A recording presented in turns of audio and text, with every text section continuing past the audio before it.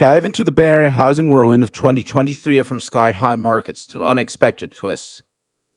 This quick recap reveals a year's worth of real estate drama in just a few minutes. Ready for the ride. According to Redfin, more than 45% of homes sold in San Jose went for at least $100,000 over asking from January 1st to February 15th. Real estate agent Holly Barr has heard all the excuses, but it's tough to buy a new home in the Bay Area. Even with these numbers, prices down, on average, more than 10% in San Francisco, almost 6% in San Jose. Good news for buyers, but it means far fewer sellers. And it ended up breaking the under million mark of inventory total for the nationally, and that's not good. You know, if you go back to 2008, it was over 4 million. A buyer doesn't want to be trudging through the rain and the wind to get to an open house or to get to a showing. A seller, meanwhile, is probably, trying to deal with kind of making sure that they don't have any flooding or that their home is still in great shape to look its best for a potential buyer. But it's the Bay Area, so there are still some drawbacks in the current climate. Mortgage rates are still rising, and while your purchase price may be lower, long-term monthly payments will likely be comparatively high. According to Redfin, San Francisco has seen the greatest drop since the peak in October, a decrease of almost 15%, which is almost $1,500 a month. Oakland coming in at fourth at 11.6%. Well, like I said, the bottom of COVID in 2020, the end of 2020, we were down 25% from pre-COVID, and it's taken us 2 years to come up just 15%. He says he loves living in the Bay Area, but I don't know if I foresee myself actually purchasing a home anytime soon, just because of the cost and the median prices that just keep going up. So it's very difficult, and sometimes you think about moving out of the area. When I finally moved in, it was a brand new place that I never imagined that I could actually afford a place like this on my own. Angel moved here from Acapulco, where he was a tour guide, but violence dried up the tourism industry there, so he moved the family to San Jose. Today, he's barely home, often working a third job as a roofer on weekends. So how does the Bay Area break out of its funk? The council says investment, especially from tech-oriented venture capitalists. Most of them are already here. A lot of it probably has to do with interest rates rising and the cost of getting a mortgage. And so even if you have the same down payment of say 20%. Our housing market has been like our weather lately, gloomy. For the average San Francisco Bay Area home value is down by more than 7% year over year, while other tech-heavy markets like Miami and Atlanta soar.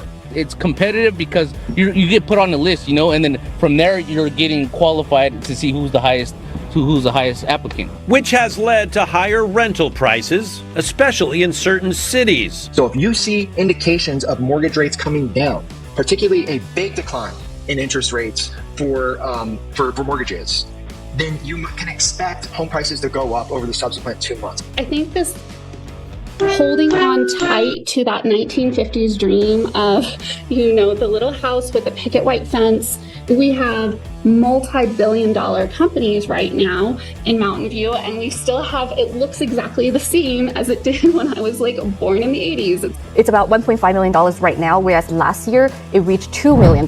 So although neither of these numbers are low, according to local agents, buyers are trying to find a better price because they know mortgage rates are still above 6%. And they're still living, 2 or 3 people to a house to try and afford the rent. According to Clever Real Estate, it's a difference of just under $6,200. Some Californians just can't catch a break, from homes destroyed by catastrophic wildfires to skyrocketing construction costs to rebuild. Home prices really exploded during the pandemic, and what we're seeing is those price gains were unsustainable. another twist, homeowners are tending to price their home just at or a little below market value. Interest rates are a little bit higher. That's causing a lot of sellers to not list their home for sale. That decline, however, was not felt across the board. While prices declined in cities like Seattle, San Francisco, and Las Vegas. And they're talking about it. After posting a tweet with the stats, I got hundreds of comments like this one asking, are we forced into this position by stagnant wages, inflation, skyrocketing housing costs, and student loans with high interest rates? This is one, and this is another. Pretty much everywhere you look around San Jose, the going price for a home is $1 million or more. Joanne Frazier, past president of the Silicon Valley Association of Realtors, says sales are down because fewer homeowners are opting to sell. First-time home buyers Dylan and Shannon McCarty were discouraged after being outbid on 5 New Jersey homes. As Californians struggle with the cost of housing, the cost to protect your home is also getting harder to afford. As we've been reporting, AIG, Allstate, and State Farm have recently pulled out of the new homeowners insurance market in California. Unless they're leaving the region or the state, for most Bay Area homeowners, it's a very simple calculation.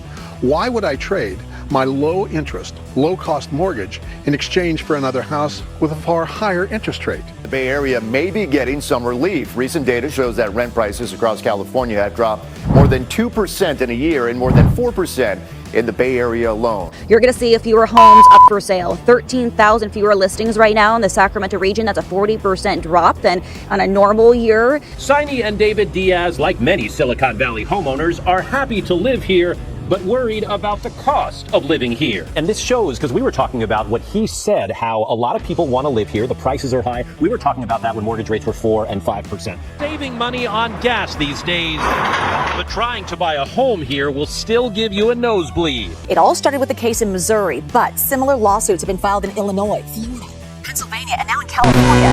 One of the most expensive real estate markets in the country, as we all know. Of 8% back in October is consistent with this expectation that the Fed's done raising rates and that next year they're going to transition to cutting rates. So mortgage rates moving ahead of that. After steady increases in the already expensive real estate market of Silicon Valley, housing site Zillow is forecasting that San Jose will see the largest decrease in home prices over the next year.